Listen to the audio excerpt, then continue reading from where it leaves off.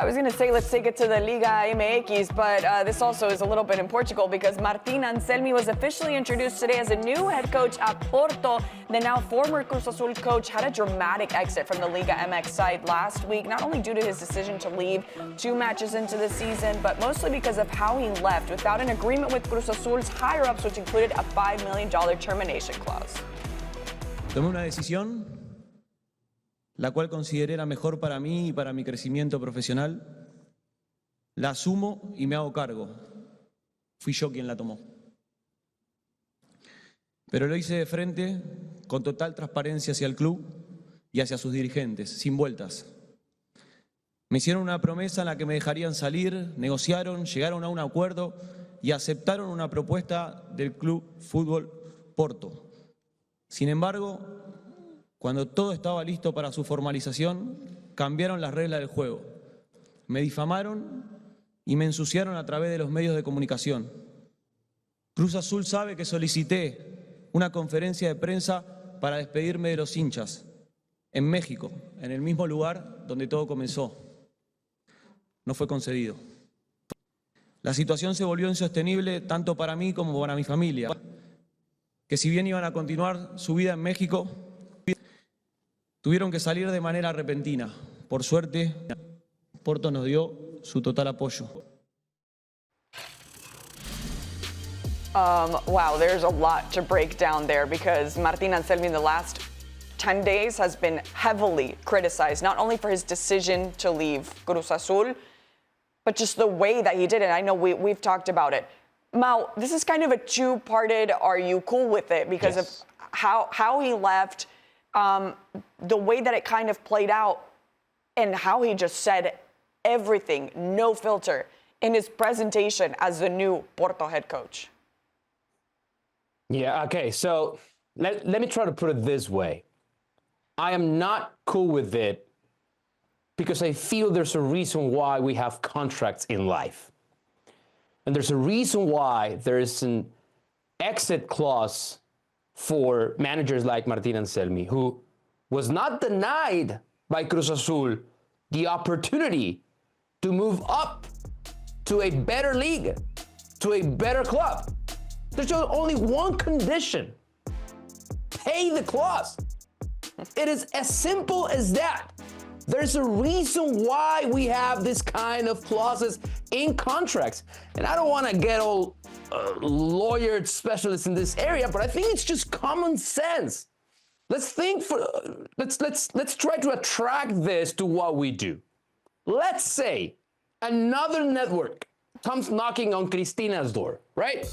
Excellent talent, fantastic commentator, awesome host, bilingual, excellent at what she does. And they're like, Chris, we have an amazing opportunity for you. Why don't you come work with us? Well, you might accept that offer, but first of all, you gotta fix your situation with ESPN. And you will do it, and you probably earn the opportunity to move to another place. Nothing's better than ESPN. Let me be very, very clear about that. There's no better opportunities than ESPN. So that's why I cannot be cool with it. I love that a club like Porto is looking at the Mexican League and they're saying, well, this manager is good, I want him for my team. But there's a reason why we have contracts, clauses, and if those are not met, then I cannot be cool with a manager just leaving like that in silence and then only using the platform that his new club offers him just to go and, I was going to use a very bad word, and complain about his former club. Yeah, I lost a lot of respect for the person, Martin Anselmi. Chris, you've covered Mexican football for quite some time, Mauricio as well. It should come to no surprise that the Mexican club in the middle of this is Cruz Azul. And Cruz Azul is notorious for their contracts, their bad contracts, their bad business practices. In the midst of all this, when you saw that timeline, you will see there that their sporting director, Ivan Alonso, was under investigation by his own club. His own club, for his handling of the situation. I agree with Mao that the way Anselmi is leaving leaves a lot to be desired because the fans of Cruz Azul, the long-suffering fans of Cruz Azul, deserve much better. Liga MX fans deserve so much better. But why would he be leaving so freely? Why would Porto back him? If he's doing the wrong thing, if they're not going to pay, it's very simple. Porto's under the assumption that the release clause is way cheaper than they're making it out to be. Something is very fishy here, smells very fishy here. And again, it's Cruz Azul. Again, the team in the middle of this. I feel it's telling that Anselmi and Porto are willing to go to the links of FIFA, TAS, and anything that may come after that to find a resolution because they know they will win. It leads me to believe something's a foul on Cruz Azul's side. Something went wrong with Ivan Alonso and his club situation because if I was Anselmi and there was really an ironclad contract that would keep me there unless it's paid, I'm not going anywhere. Right. But I mean, Anselmi had the opportunity during that press conference to do what? If they have nothing to fear, if they feel like it doesn't matter if Cruz Azul is already going to FIFA and just presenting their case, why didn't he go, listen, and Ivan Alonso signed this document where he said, if Porto, it doesn't have to be Porto, by the way. Legally, it doesn't have to be that Porto. your Bowflex If Martin Anselmi. Yeah, this is assembling something for my guitar. So it's just an example. I'm just in props for the show. This is the document that Ivan Alonso signed, and he clearly says that I will pay 2.5 million euros to Cruz Azul so we can, and that is my exit clause. That's it, period. Here it is.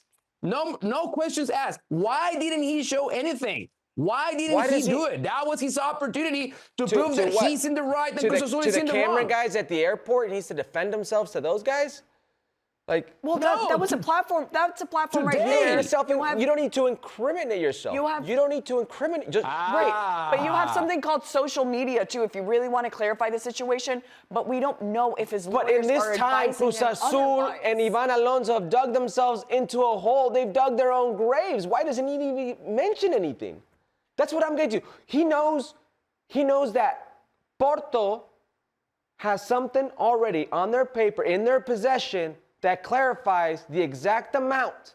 So why is he going to say different? Mau, because am I right or am I wrong that he probably has lawyers that have been heavily advising him when to talk, when not to talk, and what to say? I hope so. I hope so. But at the same time, he's protected by FIFA regulation. That's also important here. Yes, correct. Because Cruz Azul already went to those instances to present their case in front of FIFA. Now, I thought that in the meantime, Cruz Azul could have asked FIFA to prevent Martin Anselmi to take another job until this case is resolved. After checking FIFA's regulations, it's not like that. Players and managers are protected. They are allowed to go out and start working for the new team until the case is resolved. Correct. And if FIFA and then ultimately TAS, or what's it in English? Yes, TAS. CAS or TAS, right? The Court of Appeals. Court of Appeal, thank you.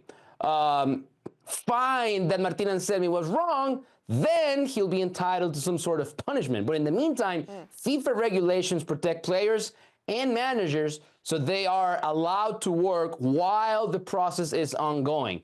I feel that in the end, Anselmi, his reps, and Cruz Azul will come to an agreement. Because this is no good for either side. For Cruz Azul, Anselmi, and ultimately Porto as well. Correct. But it paints an awful picture, as Herc said, of the way things are handled and managed in Mexican soccer. I finish by saying this. This should come to no surprise for Cruz Azul. Martin Anselmi did the same thing to get out of Ecuador so he could join Cruz Azul a year and so ago. And I'll just echo one thing. The fact that teams like Porto are looking at coaches in Liga MX at situations like Cruz Azul speak very well of what they've done and what Liga MX is doing. Don't muddy the waters this way. You know, it happened to be Cruz Azul again. Yeah. So we know that this situation is being compared a lot to a little ways Fernando back. Gago. Well, Diego Coca Yeah. leaving Tigres for the Mexican national team. More recently, Fernando Gago leaving to Boca and Mau. In that sense, if we're gonna compare situations here, specifically with Gago and Anselmi, whose image was more damaged with their exit from the Liga MX? Wow. Maybe Anselmi's. Because in the end, Fernando Gago had the decency to wait until Boca Juniors paid Chivas $1 million to free him of his contract. So no rules were broken. It was just a bad look, but everything was legal. Everything was done according to contracts and terms. Here, I'm still in awe that Cruz Azul is saying, I have not received a penny for this. Actually, not until like 48 hours ago, Martin Anselmi was already in Portugal and he was still listed officially as Cruz Azul manager. That's why I feel like once you break regulations, once you are on the wrong side of the law, I mean, that's just an awful look. At least Fernando Gago waited for the $1 million to appear in Chivas' account, and then he left. He took the AC of the house that he was renting, side of the law and then is left. still remaining to be seen. You know, that will be passed by FIFA and the Court of Arbitration later on. Fernando Gago lied to the Chivas fans' faces, to his players' faces. He said, nope, I don't know what's going on. I've not heard anything. I ain't going nowhere. But that's a classic line. He lied to their faces. Classic line, Players though. wanted to fight him. So what? You Are we lie to our forgetting about faces daily. Are we don't forgetting take it about the against you. Chivas fans? Are we forgetting about the disdain from the Mexican press when that happened? I think nobody's going to sit here and say Anselmi's leaving on good terms. He should have left on better terms. I think everybody's going to acknowledge that. But Anselmi lied to nobody. And that's the one thing with Fernando Gago. Fernando Gago looked people in the eyes and lied straight to I don't know them. about that, Herc. I don't know about that. He lied when he tweeted after being eliminated by America, we stick together, we go till the end. He actually quoting some random rephrased fan that account. at the start of this season to the sad Cruz Azul fans. Oh, we're sticking together till the end. Till the end of what? Tuesday? Give me a break. Yeah, but how much money did Chivas spend for Fernando Gago versus what they've spent here for Anselmi? That's a different thing. No. Forget about Is it? Chivas. No, whoa. Is it a different thing? Well, you could make the argument that They built a team for him. Well, because of Anselmi, it's $75 million they spent on player transfers. Right. You know, the one thing is, Cruz Azul, and it's very difficult to say this, but Cruz Azul is always much closer to actually competing than Chivas was. Gago gave them a little bit of hope, and that's what they were hanging on to. With Cruz Azul, you were building a championship team, and I think that's what's leaving people just rubbed the wrong way, is what they've done. No, they didn't, because Cruz Azul was a historic team. They had 41 points in a regular, 43 points in a regular Love how season. you corrected They're yourself. not even in the same league as Chivas. They were competing in different leagues. I love how you're arguing with the British. I know. Get over here, Beto. Yeah, Herc does have a voice in his head, an actual voice, and it's our producer, Beto. Yeah. Mau, what would you have to answer to that?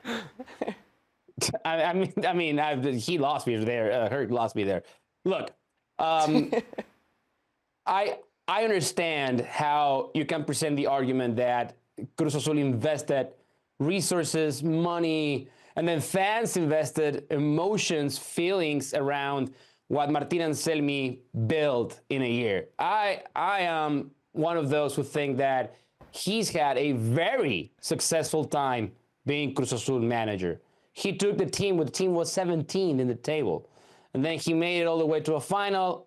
And then he had this amazing, historic, record-breaking regular season last season.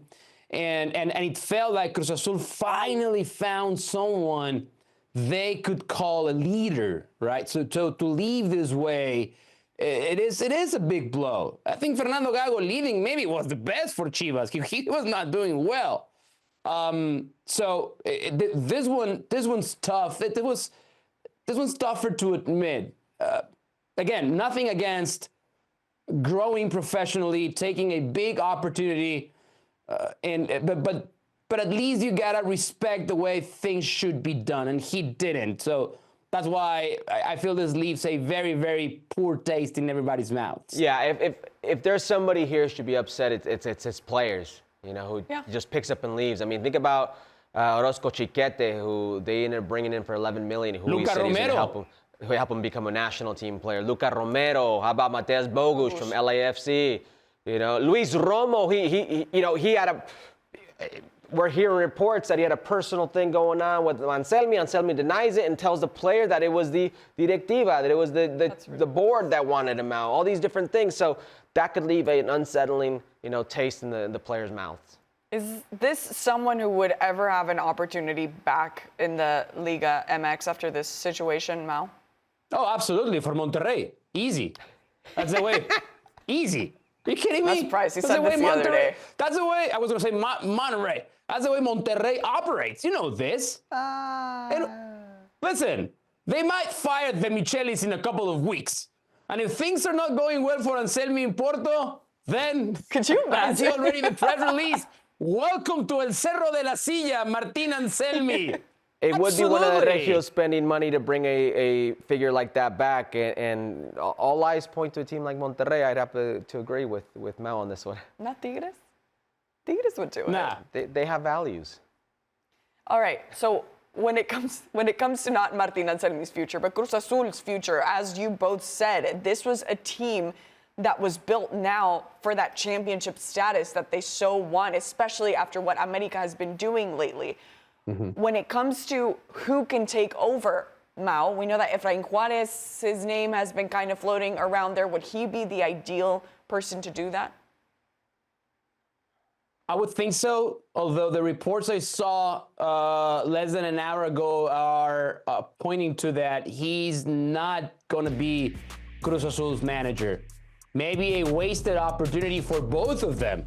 For Cruz Azul to bet on a manager who's hot right now because of his success in Colombia, and also for Efrain Juarez, because usually managers come to situations that are far from ideal. This is an ideal situation. You're taking on a team that broke the record for most points in the regular season in the history of Torneos Cortos, that spent $70 million in the last year and a half in new signings. This is a rare opportunity for a manager to come and just keep building on something that it's already very solid, very stable. I like Efrain Juarez's profile and his philosophy of play for this roster of Cruz Azul. But if the reports are correct that they're thinking of maybe keeping interim manager Vicente Sanchez for the rest of the season, nothing against Vicente Sanchez, true legend, Liga MX, as a player for Toluca, but he's not ready yet. There's a reason why he's managing the under-23 team. So this is a crucial decision for Cruz Azul. They have to nail the manager, so those $70 million that they have invested in players don't go to waste. True. Really quickly on Vicente Sanchez, I can see why Vicente Sanchez would be so adamant about wanting this job. You just saw Tano Ortiz, who was a U20 coach at Club America, take over America and take him to back-to-back semifinals, and he's parlayed now into other opportunities in Monterrey, and now Santos into his first division coaching job. So I could see why he would want that opportunity with a club like Cruz Azul, who you just mentioned is designed to win championships.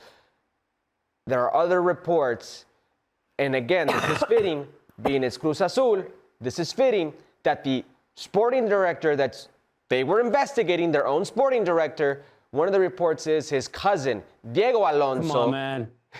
Ex-Inter Miami head coach, ex-Uruguayan national team head coach, is one of the front runners, is one of the options for this Cruz Azul. If that's the case, you're taking an ultra-offensive Anselmi scheme with players designed for this type of team. to a super defensive counter-attacking team or play that Diego Alonso always tends to deploy. You've got to be very careful which way you go here if you're Cruz Azul. Yeah. Mau, anything else to wrap up? That would be depressing. All the respect to Diego Alonso, but But I said he's without been the respect. so bad lately.